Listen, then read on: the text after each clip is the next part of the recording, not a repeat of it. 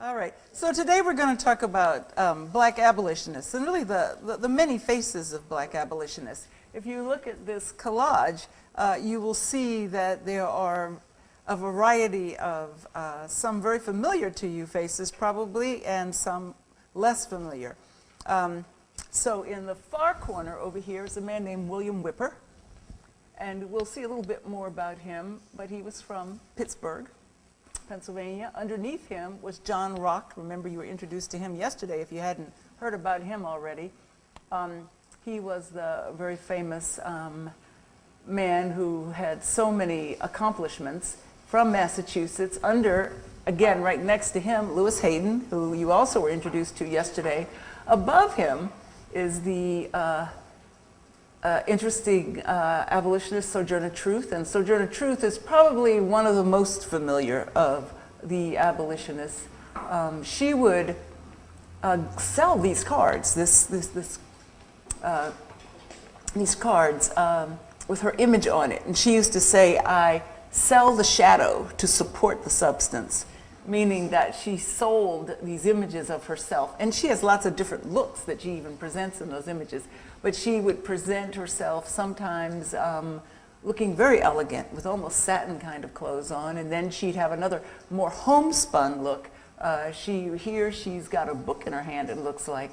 So she had many identities, and she was selling that image to support herself. That's a very handsome Frederick Douglass, a young picture. Right above him is the famous Martin Delany. He is a very interesting man. He was actually one of the co-editors of the North Star with Frederick Douglass when it first began, but then they split up, went their separate ways. Then Frederick Douglass would do the Frederick Douglass paper, and then of course the indomitable Harriet Tubman. So there are many faces to the abolitionist movement. These are the familiar three, probably Truth, Douglass, and Tubman. Again, I think about your students. Many of your students won't even know these three. So the question is how to integrate people who will become more famous with these others. But I thought when I talked to you today, I'll introduce you to some of these abolitionists, but I did think that maybe we could put this in a context of the many faces of these abolitionists, the complexity of it. I really am curious and to hear your voices about this. You know, when we teach about the abolitionists, it's so easy to think of them as all the same because they had one goal, and that one goal was to free the slaves. But when you get beyond that one goal, these abolitionists don't agree on everything. Some of them really believe, I mean truly and sincerely believe, that moral suasion is the way to go. They believe that it is important. The famous white abolitionist, the great William Lloyd Garrison, was very strong in this argument toward moral suasion. But there were black people who also believed this. When Frederick Douglass spoke at Faneuil Hall, and he gave, it was in around 1850, I forget the exact date, but it was after the Fugitive Slave Law, so it had to have been 1850 or a little later. And he was giving this stirring, you know, we've got to stop this, and this might lead to violence, but we might even take this to war, blah, blah. And it's true, she gets up and she stops him and she said, "Frederick, is God dead?" You know, and you know, he's looking like, what are you talking about? And what she was talking about is, let God fight these battles. You know, God will make the wrong right. But the truth of the matter was that I think they thought God would help them do this, because this was a big debate. So how do you talk about these issues in your classes? You know, and some of the issues get touchy. You know, when we talk about movements, and we'll get to this with the civil rights movement. I don't emphasize this tension so much in the civil rights movement, although when I teach it I do, but I won't do that tomorrow. But for today, I thought it's, when you're teaching in an integrated setting, or you're teaching in a setting where people have certain views as to what is right and wrong, how much do you want to get into the complexity? And I leave it up to you, and I'm interested in what you have to say. I find when I teach at Harvard, we have, of course, white students and black students, students of all races, and they don't come down on a racial side. We don't have all the white students saying we're nonviolent and all the black students saying we're violent, you know, or all the white students saying we don't believe in black nationalism and all the black students saying they believe. It doesn't work like that at Harvard, and I don't know where other places, but they are truly a mixed bag. But I'm curious as you teach this, because it is complex, and again, to emphasize, what better way to talk about the complexity of African American history than to look at the complex lives, because these people are tested. Douglass will shift. He will have a position on one thing and change it. There will be somebody like Martin Delany who will be very consistent about black nationalism, for example. You have people who will play a variety of roles within their own individual lives. So just imagine how much more complex it gets when you're looking at a variety of types of people. You have someone like a Sojourner Truth, who's a very outspoken feminist. At the same time, she's an abolitionist. And not all these abolitionists believe in women's suffrage. Not all these abolitionists. I mean, they black and white alike. They don't all believe that women should have the same rights as men. One of the big tensions in the American Anti-Slavery Society was that when the Garrisonians began to get really strong, and the Garrisonians were feminists, and you had another very powerful group in this larger integrated American Anti-Slavery Society, somebody like the Tappan brothers, Arthur and Lewis Tappan, and they didn't believe women should have these rights. So there's a division right there. And there was a serious division with Arthur and his brother creating the American and Foreign Anti-Slavery Society, and the other group staying, but there was a real tension specifically over women's rights. Then you have within these same organizations tensions over religion. I mean, William Lloyd Garrison, and for those black people, and black people are all involved, one of the big problems with the way a lot of work up until recently had been written about the abolitionist movement is that they primarily talked about white people. And then, you know, Frederick Douglass would be standing in there, and the big three, so to speak. But all these other people were lost to history, and there are just a lot of black abolitionists prior to even Garrison's when he comes over in 1831 with the Liberator, when he publishes it. Literally from the earlier period, black in the colonial period into the early Republic. Black people are petitioning for their freedom. They are forming anti-slavery societies in cities like New York and in Pennsylvania. They're having conventions. They have a big convention, black people in 1830 in Philadelphia, and abolition is definitely one of the issues that they talk about. Yes? When you say black abolitionists, are you limiting it only to free blacks, or are you talking about abolitionists? Okay, that's a wonderful point, because in this lecture, I will mention Nat Turner, but the truth of the matter is, most people, when they talk about abolitionists, they're talking about people who were slaves, who became free, and then joined this movement. But certainly, Denmark Vesey was an abolitionist. He was leading he had the conspiracy to lead the fight in 1822 in South Carolina. Certainly in 1800, Gabriel Prosser. In fact, when I was coming along, we called him Gabriel Prosser, but now he's not. He's just Gabriel Thomas Prosser's slave. But Gabriel actually led a revolt in Virginia. In Richmond, a great storm occurred, and they couldn't have that. They tried, but they were held back. But they were inspired by the Haitian Revolution. They had literally heard about the Haitian Revolution because when Haiti revolted, there were many black seamen, and these sailors would take that news all around the South and the North. And so what you have in the North, in these early abolitionist movements, Prince Hall, for example, will write a pamphlet on the Haitian Revolution. James McCune Smith will be invited to speak at the American Anti-Slavery Society, and he speaks there, you know, in front of Garrison, and his speech is on the Haitian Revolution. So the Haitian Revolution actually becomes a holiday, so to speak, in the black community. There are parades, there are moments of celebration, and so for a long time, the Haitian Revolution is one of the major holidays in the black community. A celebration, an event always occurs. Then in 1808, with the ending of the slave trade, often the abolition of the slave trade and the Haitian Revolution will combine into a celebration. But these are abolitionist gestures, and they are abolitionist gestures both on the part of the slaves and on the part of the freed.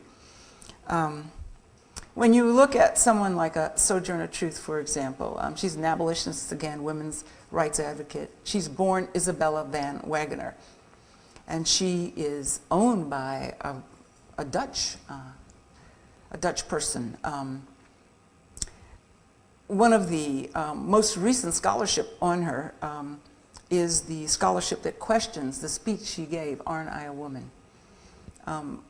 I don't know, I'll repeat it if you're not familiar with this story, but as the story goes, she's in Akron, Ohio. She's at a women's rights conference, I guess around 1851 or so, and she is, you know, the women who are giving and these are primarily white women who are giving their suffrage speech, the need for women's suffrage. It's after 1848 and the Seneca Falls Convention, and people are asking, you know, what do you women want? Don't you want to be treated like ladies? And so she gives this speech, according to the record, where she says, you know, nobody puts down a coat, and, you know, and I've had 13 children and seen all sold for me, and aren't I a woman? And she goes on and on and on. And there's a scholar, Nell Painter, who has a book on Sojourner Truth, where she argues that that speech was captured in a book by a feminist named Frances Gage. And Frances Gage was there, but that Frances Gage created that speech. Now, she might have said something like that, but according to Nell Painter and others, the speech didn't really come across like that. In fact, she didn't have a Southern accent. She wasn't from the South. She was born in New York. If anything, according to Nell Painter, she had a slightly Dutch accent. And so it's amazing how these images, Harriet Beecher Stowe, the same woman who wrote Uncle Tom's Cabin, did a book on her called The Libyan Sibyl. And, you know, a lot of what she said was just incorrect about Sojourner Truth. So Nell Painter spends a lot of time trying to figure out the truth of Sojourner Truth. But she's a fascinating woman, a public speaker on abolition and civil rights. And, you know, to talk about feminism and to talk about abolition, in this early period, you weren't talking about radically different things because they were the exact same people. These abolitionist women were also feminists, not obviously all of them, but the women in abolition were feminists. And the story about how the women's suffrage movement starts is tied to women who went to the World Anti-Slavery Congress and had to sit behind a veil, so to speak, because they couldn't sit there with the men. And when they come back from that, they say, oh no, we can't have this. One of the greatest advocates of women's rights was Frederick Douglass. In fact, he is at the Seneca Falls Convention. He's the one who actually makes the motion for women's suffrage. Philip Fauner has a book called Frederick Douglass and Women's Rights. So it's not correct in this earlier period, it will be after the Civil War, but it's not correct in this earlier period to really disaggregate abolition from women who were also abolitionists and feminists, and she was clearly one of the most outspoken. And of course there's Frederick Douglass, abolitionist, civil rights activist, journalist.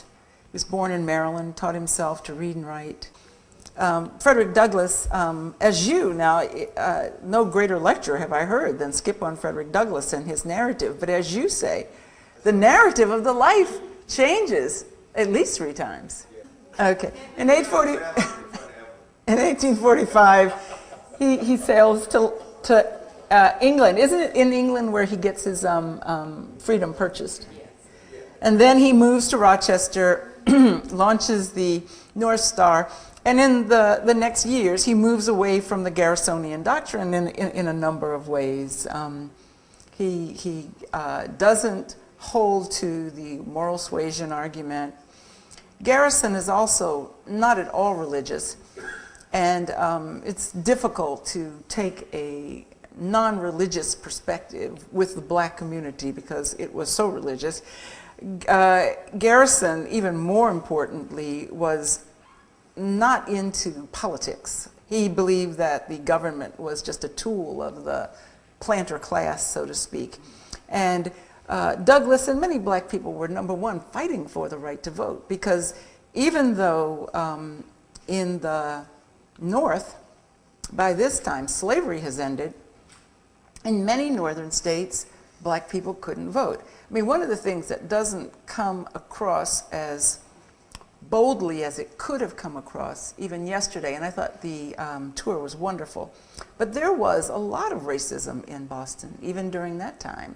And we do know about the Roberts case, but in other states, because at least black people had the right to vote in Boston, in New York, where Frederick Douglass lived, you had to pay, for a black person, had to have $250 worth of property, which was something, in order to vote. In many other states, it was just, you didn't vote at all. And I want to emphasize to you that during this time, from the early Republic right up and through the 1840s, this is a period where the American political system is becoming more democratic.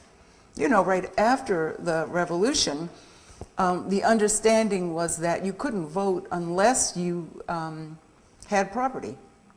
So the whole concept of a freeman, a free man, meant what? That you had property and that you could vote.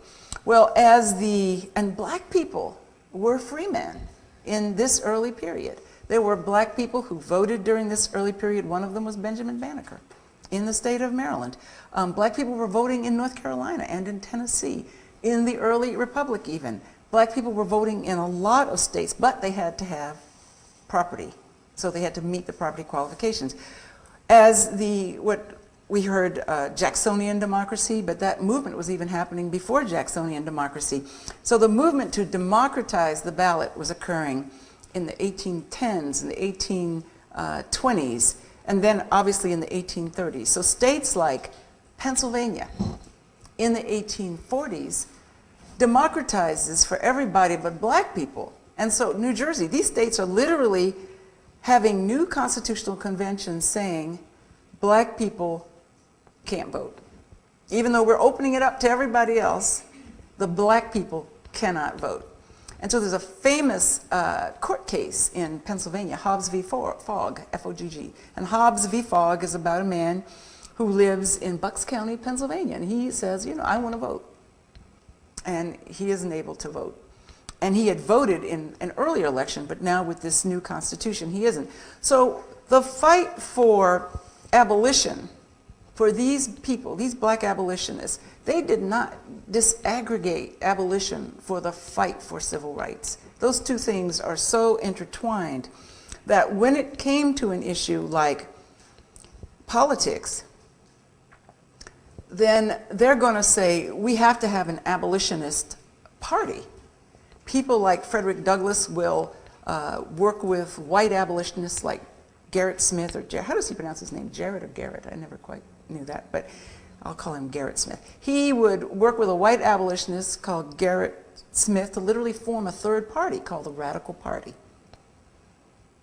And that party was an abolitionist party, a third party. But that ran against some other kinds of abolitionist thought that said, don't get involved in politics. Another big issue was the issue of emigration, and we'll talk about that. your students can debate this, my students certainly do, does it make more sense for black people who are in this country to leave this country and go to Africa, or to Haiti, or to Canada, or just someplace else, because they can, quote, never be free in America? And we're going to get to that debate, but that's one of the debates that's going on. And then the other thing that's going on that's going to be a big debate is all black conventions. So black people, they're working with these abolitionists, are working with the white abolitionists, but they also want to have their own thing. And there are some black abolitionists that say, oh, this is not a good idea. I don't think you should do this. I don't think we should have our separate conventions. Why should we do that? That's something that's going to happen in the civil rights movement. And then again, on the issue of violence, there are going to be black abolitionists who say, we have got to take arms, we have got to tell the slaves to take arms, and there are going to be black abolitionists. Frederick Douglass initially has a big debate with Henry Highland Garnet. And I just found out now that the Garnet-Patterson, say your name again, I'm sorry. Harlan. How could I forget Harlan? You have a famous name, John Harlan, who was the justice for the Plessy case, who was a good justice in that case. Anyway, Harlan taught at Garnet-Patterson. And as I was telling you, that was my father's school. He was the principal of it. All these years, I have never known until today that that school was named after Henry Highland Garnet. And Patterson is the white congressman. But we'll talk about Henry Highland Garnet in a minute. But Garnet took up this position, we got to fight. And Douglass and Garnet had a big debate over those issues. And then later, after the Fugitive Slave Act, Douglass changes his own mind. So these are complicated. He becomes more militant after 1850. He recruits troops in 1863. Harriet Tubman, Underground Railroad conductor. Now she is known to have pulled a gun on those slaves she was taking to freedom. And if they said, oh, I don't know, Harriet, looks kind of dangerous out here, maybe I better go back to the plantation, she would just say, well, I'm sending you someplace else. And she was pulling out that gun on them. That's cold, but it makes a lot of sense. Because once she lets them go, they can inform, they can do anything. You know, now I did see your hand back there. Did you have a question for me? Yes. I wanted you to clarify. When you were saying that voting rights are based on property ownership at the beginning, around what time did state constitutions begin rewriting to specifically exclude African Americans? Because you didn't give us a time frame. I said the 1810s, so maybe the first one would have been around 1812. I just don't have those dates in my mind. But definitely they begin in the 1810s to have those. And so, for example, in Baltimore, in Maryland, somewhere around like that, 1812, Baltimore will do that because there's a case called Russ v. Sowerwine. And Russ v. Sowerwine is a voting rights case. And in that case where the black person is arguing for the right to vote, the counsel for the defendant says that our records show that Benjamin Banneker had voted, you know. So it was like, if somebody like that can vote. And then they did it state by state by state. And so as the states, and it was really interesting and complicated the way this was happening because this new Republican Democrats, as they were called, the Jeffersonians, they were in a very heated, if you remember this part from American history, a heated battle with the Federalists. And the Federalists were represented by our own Hamilton, Alexander Hamilton, okay? Well, but I'll tell you another reason why people thought our own Hamilton. Because Hamilton was an anti-slavery man.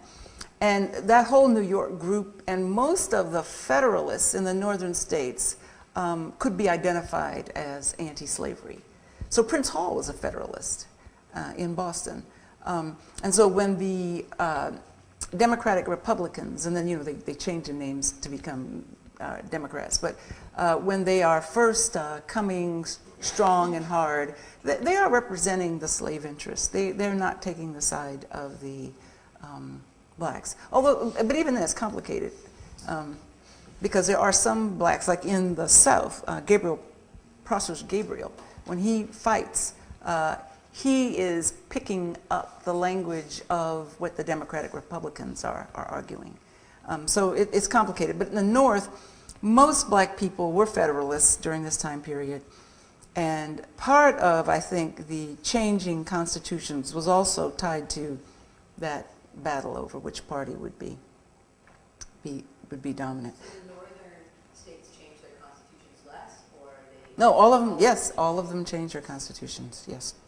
It's interesting, though, because some northern states would actually have a disfranchising clause before North Carolina had its.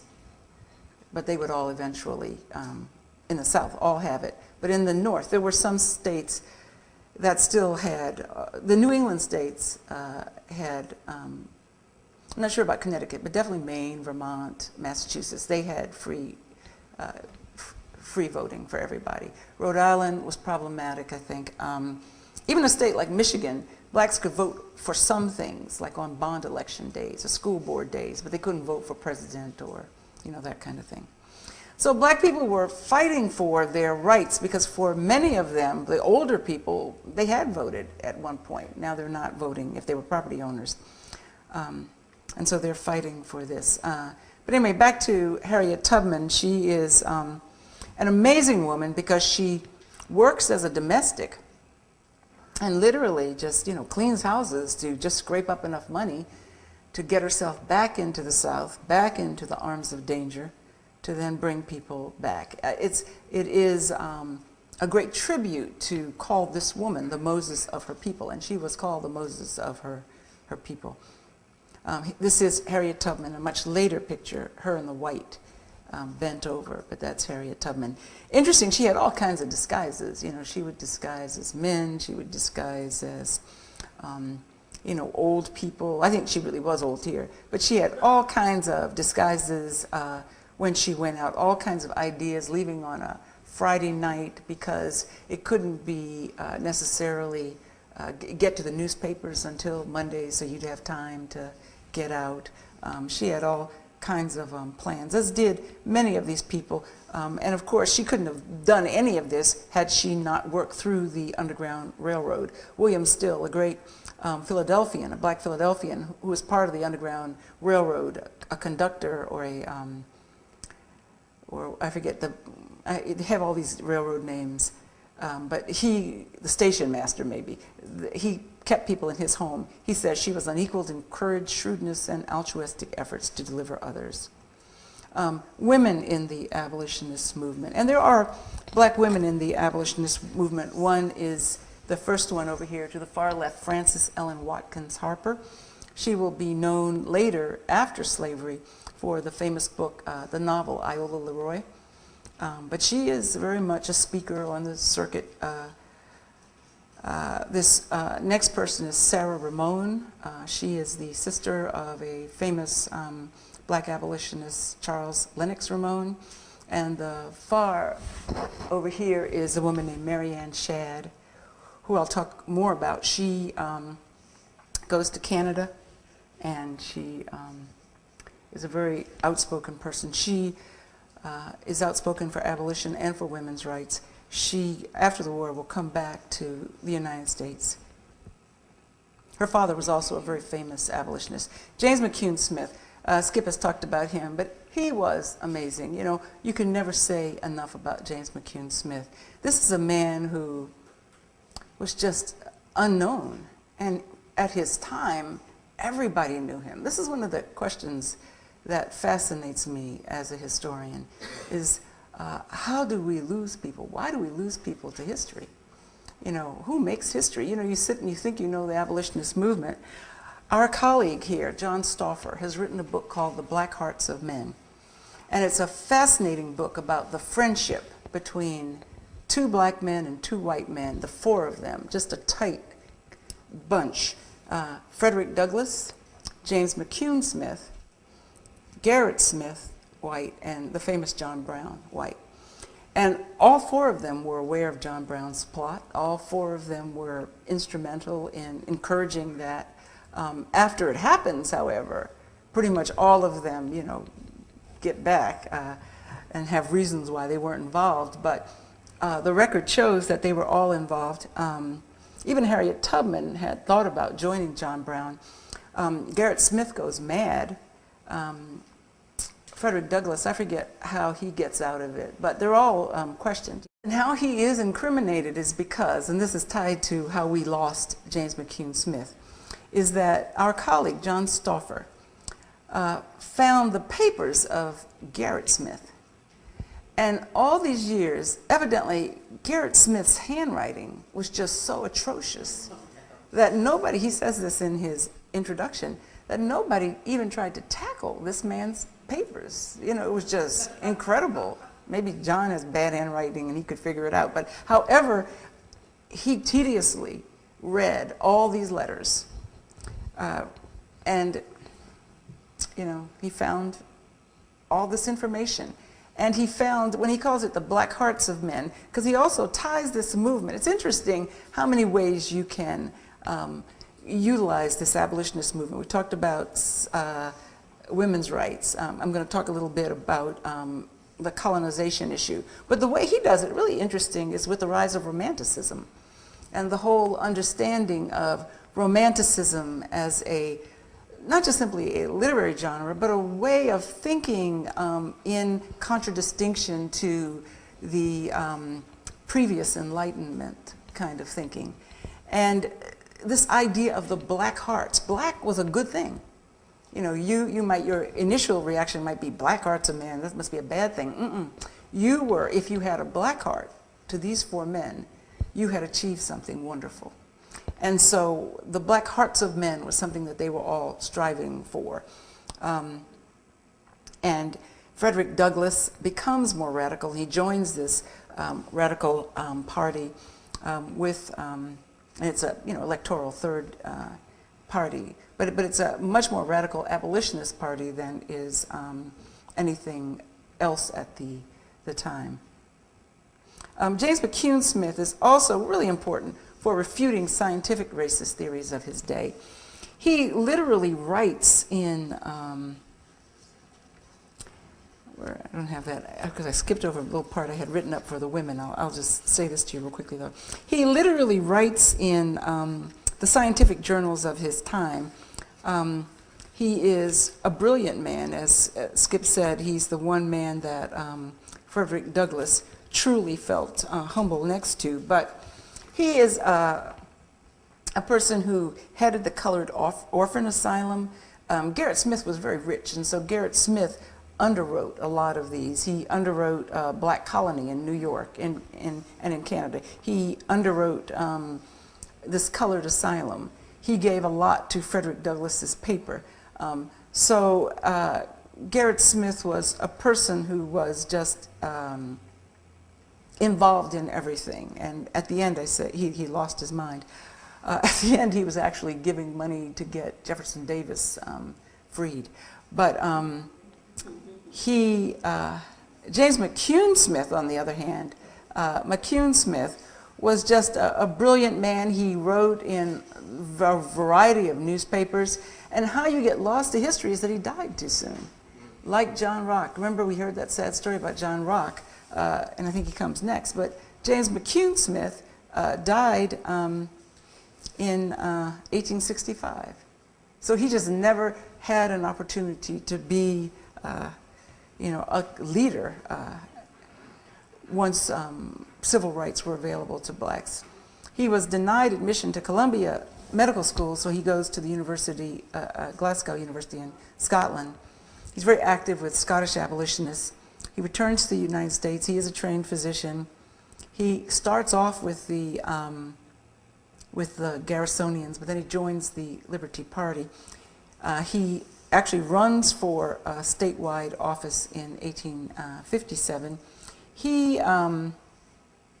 emphasizes equal rights. He said, "It is emphatically our battle," talking to black people. "Others may aid and assist us if they will, but the moving power rests with us." Now, initially, he is against, he's one of the early people who is against these all-black conventions, but he comes over. John Rock, I won't say much about him because we heard about him yesterday, but just imagine a dentist, a lawyer, a doctor, But again, a man like McCune Smith dies 1866. He's also really important for being admitted to the Massachusetts bar. Remember now, he follows Robert Morris, whom I spoke about yesterday. Morris was the counsel for the Roberts case, the school desegregation case. This man, more importantly, is the first black man to actually be admitted to argue before the Supreme Court. William Still, one of the great conductors on the Underground Railroad. He's an abolitionist, a businessman, born in New Jersey. He moves to Philadelphia, works as a handyman in 1844. By 47, he's hired by the Pennsylvania Society for the Abolition of Slavery, and he works with them as a clerk. He is described as being, there's no more eloquent an advocate than its own self-emancipated champions. In fact, this is what he's saying. So again, it's this self-help argument. Still becomes chairman of the Vigilance Committee. He helps to save hundreds of fugitive slaves. He writes a book called The Underground Railroad, and he serves as vice president of the Anti-Slavery Society for 8 years and as president from 1896 to 1901, the Philadelphia branch. This is because those societies were still going on even in the late 20th century. William Still is a person who, William Still is a person who was from Philadelphia, who had stories very much like what you heard yesterday. And I think what is important to keep in mind is that the movement was all over. It wasn't just in Massachusetts. It's in Philadelphia, it's in Pittsburgh, it's really strong in the Midwest, in places like Ohio. Ohio is probably next to Boston, one of the most exciting places with regard to the Underground Railroad. Here's another case of a person who stole himself to freedom. I like to give his story because he angered Frederick Douglass. He's born a slave in Louisa County, Virginia. He was sold to a trader. A white man, a white man from Richmond, was involved in nailing him into the box and shipping him. Now that white man went to jail for doing that. He gets free, and he tells his story, and there's this wonderful picture, and I'm sure you've seen it, where you can see his head coming out of the box. Well, when Frederick Douglass saw that, he was just livid. Can you imagine why? Because he's giving away one of the central secrets? He's absolutely giving away a central secret. So after that point, everybody's looking at these boxes and trying to see what's going on. But he goes off to England, he comes back, he works in a circus after the war is over. He's an interesting character. Read his write-up in the African American National Biography. It's very fascinating. Advocates of violence. So I talked about this, about the nature of the divisions in the movement. Let me give you some examples of these voices who support violence. First, of course, is the appeal in the center. Let me just, so this is Henry Highland Garnett. The next appeal is the book from David Walker. And these are just images, obviously, of probably Nat Turner's revolt. David Walker's appeal to the colored citizens. Now, this is a very rich document because there's so much in it. I mean, he has a speech to all of these people who would write that black people are inferior. He has his own racial chauvinism, actually, that he expresses. He absolutely opposes slavery, and he talks about it in a very violent way. He also is very much a black nationalist. Walker, originally in Charleston in the 1820s, he's influenced by the political activism of religious leaders, such as Richard Allen, who forms the African Methodist Episcopal Church, and Denmark Vesey's rebellion. The appeal has fiery rhetoric. One of my favorite ones is the quote, "Are we men? I ask you, are we men? Did our Creator make us to be slaves to dust and ashes like ourselves? Are they not dying worms as well as we? How we could be so submissive to a gang of men whom we cannot tell whether they are as good as ourselves or not. I never conceive. So he is pulling on a masculine identity of manhood to say, how can black people accept this slavery? You know, it's an interesting way that he's doing it. He's not, in this kind of rhetoric, talking about black people being victims as much as he is talking about why are you letting yourselves become victims. So he is pushing for this for this revolt on the part of the slaves. But he has a lot of different emphases in this pamphlet. In this one, all I ask is for a candid and careful perusal of my appeal, where the world may see that we, the blacks or colored people, are treated more cruel by the white Christians of America than devils themselves ever treated a set of men, women, and children on this earth.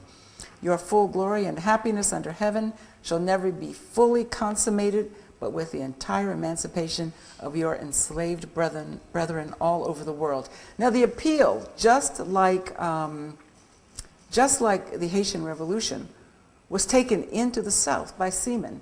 And people argue that it had an impact in the in the Nat Turner revolt, but in a variety of plots that were taking place in the South after 1829.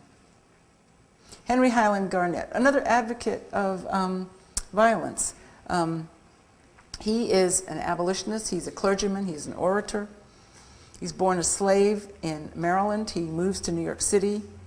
He is a classmate at one of the African free schools, and he has a variety of other abolitionist people who will go to school with him.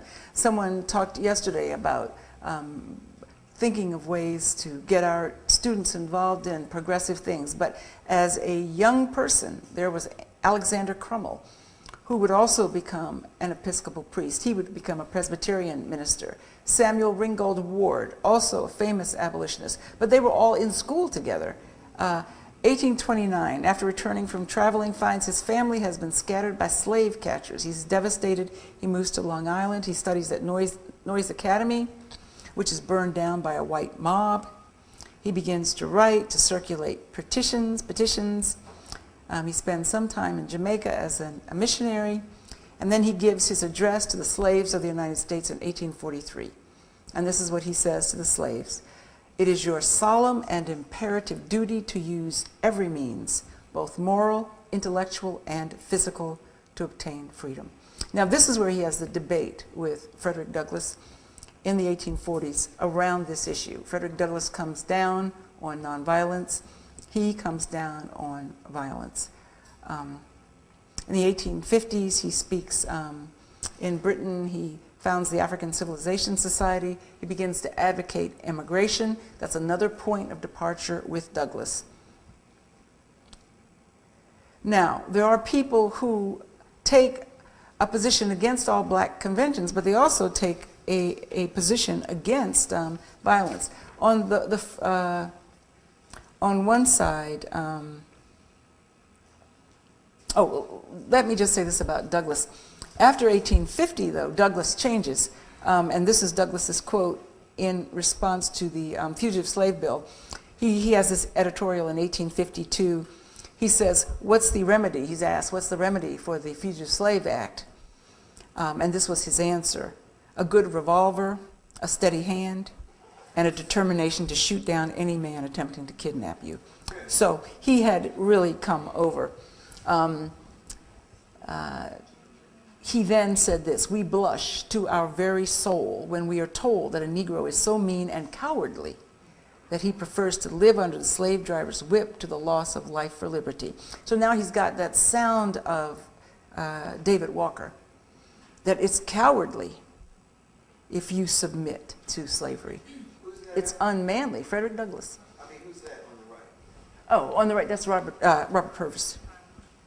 Robert Purvis. He's also from Philadelphia. He's the son of a white man, and so he looks like a white man. Let me just give you another person. I don't have his picture, unfortunately, up, but another man, a minister, because you could be a minister and still take these positions.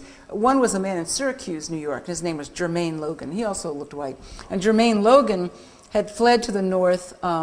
he had been the son of his white master in Nashville, Tennessee, and he fled to the north to freedom. He started off in Ohio, then he moves to Canada, and then he leaves Ontario and he comes back to Syracuse, New York.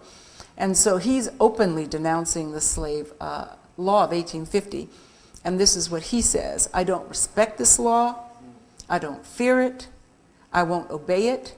It outlaws me, meaning himself. It outlaws me, and I outlaw it, and the men who attempt to enforce it on me. And this is a minister, and he's very active in helping fugitive slaves. Now, but there are people who absolutely believe in nonviolence, and one is Samuel Cornish. This is the man in the middle here.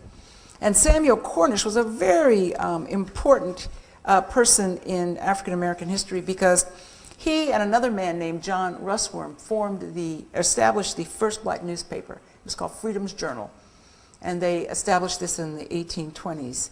And I'll tell you a little bit more when I get to the emigration, but John Russwurm leaves. He says, you know, Freedom's Journal, we're in New York, we're fighting for our freedom, but there's just no place for me here. His partner and his co-editor, John Russwurm, will leave him to move to Liberia. And John Russwurm will say, as a graduate, because he graduated from Bowdoin College, and he's one of the very early graduates, he and Lemuel Haynes, and he says, you know, I cannot stay in this country and fulfill my possibility. There's just no hope for me here. And so they split. And so there's a big debate in the black community about this. But one of the other debates, again, getting back to nonviolence, and I'm curious, and I love for my students to debate this. This is what Samuel Cornish says, because he extols universal peace. He is a Garrisonian. And another person, William Whipper. William Whipper is on the other side. He's also, and Robert Purvis, absolutely all on the side of moral suasion. In fact, it's Cornish now. He says this: we honestly confess that we have yet to learn what virtue there would be in using moral weapons in defense. Oh, I'm sorry, wait a minute. You know, he's on the other side. We have yet to learn what virtue there would be in using moral weapons in defense against a kidnapper or a midnight incendiary with a lighted torch. So I've got him in here wrong. Cornish is the one who believes there is no virtue in doing this, because if you could use moral weapons when there's somebody kidnapping you or having a lighted torch. But Whipper does not believe that at all. And Whipper insisted, this is Whipper's quote, "The practice of non-resistance to physical aggression is not only consistent with reason, but the surest method of obtaining a speedy triumph of the principles of universal peace." I'll say that again. The practice of non-resistance to physical aggression is not only consistent with reason, but the surest method of obtaining a speedy triumph of the principles of universal peace. Who does that sound like? King. It does. So you see, these same debates will literally go on in another century. And Cornish does take the position in response to Whipper that what you're saying about universal peace doesn't do much good if a kidnapper is there to get you. Now, they also had a problem with these all-black conventions. Starting in the 1830s, black people decided that they want to have their own conventions. They wanted to be able to talk about these issues. And James McCune Smith says in 1840, and I quote him, he doesn't like this because the convention aims to do by separate action what can be better done by a movement based on principle and carried on by all the influences, irrespective of complexion, that can be brought to bear. I think he isn't, well, I think that was exactly what Whipper was saying to what Cornish was saying to him. But I don't think he was specifically talking about the individual who gets caught. It's the response of the community. If the community is bringing clubs in because they were doing that stuff, I mean, they were literally fighting those U.S. Marshals. And then the appeal to the slaves on the part of Henry Highland Garnett, and on the part of David Walker. What he's saying is that that's just not going to get us anywhere. You know, we just can't do this. It's not, this idea of William Lloyd Garrison is the best approach. It's really interesting, though, that even when John Brown died, the day that he died, William Garrison was just extolled him as a martyr. You know, Emerson, William James, I mean, all these people thought he was a great, great man, John Brown. In 1840, though, James McCune Smith is saying, why do we need separate action? Why can't, if we're trying to be free, why can't we operate on the principle that we are trying to be integrated into this larger society? Why can't we have our meetings like that? And most black people didn't believe, most of the black leaders didn't believe that that was practical. And the argument was always that there was racism in the abolitionist movement. I mean, even though abolitionists were against slavery, many of these people did not want or think of black people as equals. You know, just getting back again, because I didn't read my little section on the women, but the women used to have these anti-slavery fairs. And a lot of the black women abolitionists couldn't even come to the white women, and this is in Boston, the white women's abolitionist fairs. And so there were those kind of tensions. In 1857, when the Supreme Court renders black people not even citizens of the United States, that's the famous Dred Scott decision, a lot of these abolitionists aren't fighting about that. You know, because in their own cities and in their own states, black people do not have equal rights. And so this was always a primary concern of black abolitionists. It wasn't ever just simply fighting against slavery. It was tied to the idea that black people could actually be equals. Let me give you some other, I'm running out of time because I want to be able to let you talk. The issue of immigration was just a huge issue. And this issue, this is Samuel Cornish again. He lived in, yeah, I'm looking at this misspelling of John Russwurm. John Russwurm is spelled R-U-S-S-W-U-R-M, Russwurm. Samuel Cornish, this is a copy of The Colored American after Freedom's Journal stops, Freedom's Journal. He edits The Colored American. He's a Garrisonian in 1833, a founder of the local branch of the New York Anti-Slavery Society. And that's another thing to emphasize, that these anti-slavery societies, many of them predominantly white, but black people are part of the founding of these organizations, or founding members. He disagrees with black conventions in the early period, as does McCune Smith. Emigrationists. Now, another big issue that always comes up with regard to abolition and also with regard to these black conventions. Should black people remain in the United States? The voice of Martin Delany would say no. We are a nation within a nation, he said, as the Poles in Russia, the Hungarians in Austria, the Welsh, the Irish, the Scotch, and the British dominions. He wrote a book called The Condition, Elevation, Emigration, and Destiny of the Colored People. The problem with emigration was that the people, the people who had done the most to get black people out of the United States and into Liberia were slave owners. And I also want to emphasize to you that when the American Colonization Society is founded, and these are primarily slaveholders who are trying to rid the country of free blacks while keeping slavery intact. However, in its early period, Benjamin Lundy, who was an early abolitionist, but William Lloyd Garrison was a member. In the early period, a lot of abolitionists were members of the American Colonization Society because they also believed that black people wouldn't be treated equally. John Russwurm went to Liberia with the American Colonization Society, and he was an outspoken race man. The black people themselves in Philadelphia, that first black convention in 1830, they all said, we are Americans, this is our country, our people are still in slavery, we reject it. And that was that first black convention. That's what turned William Lloyd Garrison around. The black people were saying to William Lloyd Garrison, get off that ship, because we're not going back to Africa. We are here. But there were always voices in the abolitionist movement, always voices that said, we'll never be equal. This is our land, and yet we're not treated equally. We are like a nation within a nation. Even Frederick Douglass used that wording, a nation within a nation.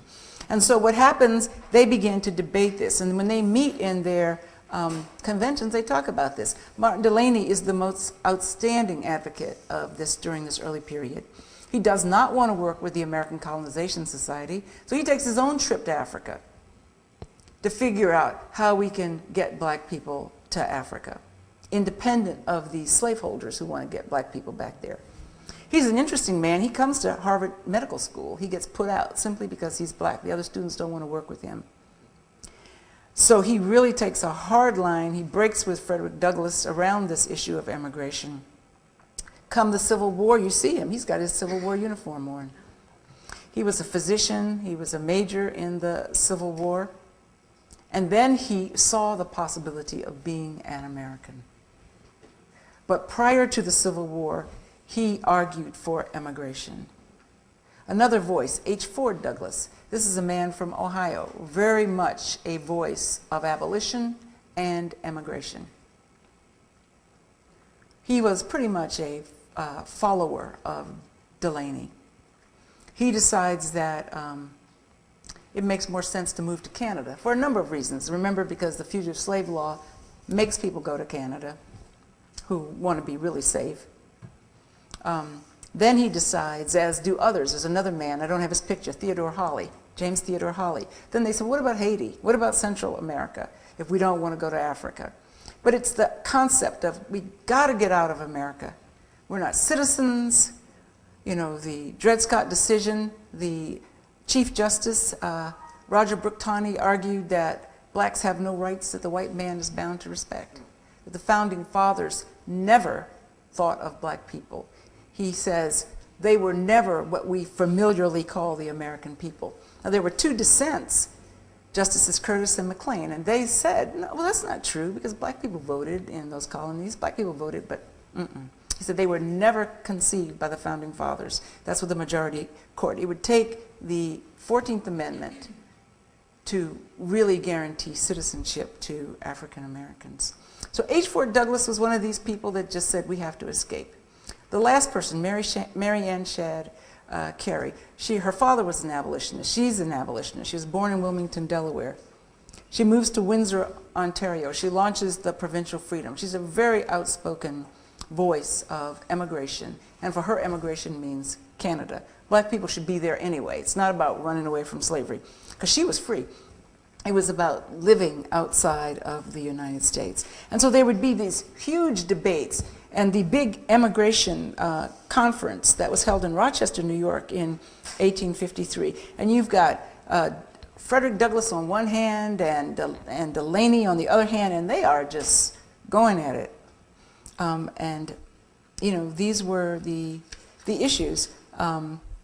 Frederick Douglass said at that conference, our fight is here. We will fight here. And so they did, because the Civil War came about and that fight was established. And Mary Ann Shadd Carey would eventually come back into the United States. But those debates continue. And they're just part and part of the whole civil rights movement. I won't get into those debates tomorrow, but those debates continued. One of the things that Skip and I find so fascinating is that although this idea of back to Africa is a recurrent story, Marcus Garvey, you know, even Malcolm X talks about a spiritual return and, you know, this back to Africa. We have more Africans now coming to the United States than we actually had leaving in the slave trade. So it is a kind of conundrum. What is back to Africa? You know, what could back to Africa mean in the 21st century when you literally have a huge millions of people from Africa now moving here? That's the end of this. Thank you.